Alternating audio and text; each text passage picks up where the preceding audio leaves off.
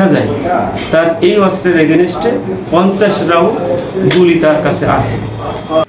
নাটোরের রাস্তার পাশ থেকে পরিত্যক্ত অবস্থায় একটি পিস্তল ও 11টি তাজা গুলি জব্দ করেছে পুলিশ, কিন্তু এখনো 39 রাউন্ড গুলির কোনো হদিস নেই পুলিশের কাছে।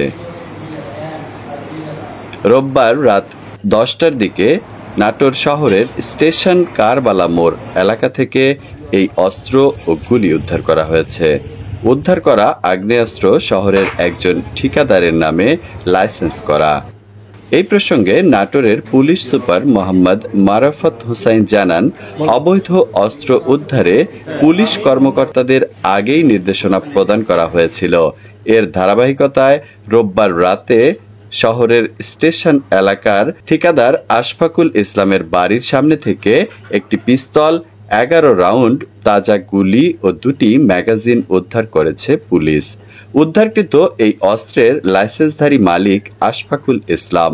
পুলিশ সুপার আরও বলেন, এই পিস্তলের সাথে 50 রাউন্ড গুলি ছিল লাইসেন্সধারীর কাছে, কিন্তু এখনও 39 রাউন্ড গুলির কোনো হদিস নেই।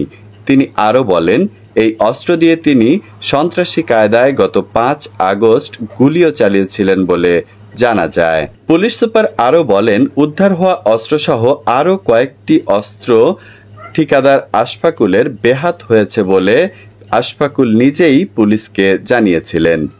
এই বিষয়ে আইনগত ব্যবস্থা প্রক্রিয়াধীন রয়েছে বলেও জানান পুলিশ সুপার। দেখা যায় তার এই অস্ত্রের এগেনস্টে 50 রাউন্ড গুলি তার কাছে আছে।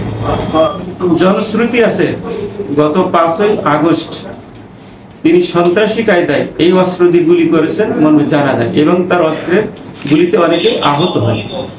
14 তারিখ আগস্ট মাসের 14 তারিখে মেইলে তিনি আমাদের সদর থানার মেইল করেন। মেইলে তিনি জানান যে তার একটি পিস্তল এবং একটি শটগান এবং পিস্তলের সাথে 50 রাউন্ড গুলি তিনি তার এই অস্ত্রটা খোয়া গেছে মর্মে তিনি জানান।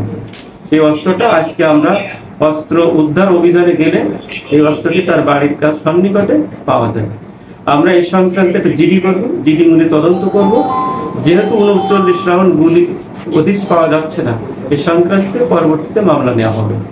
ধন্যবাদ।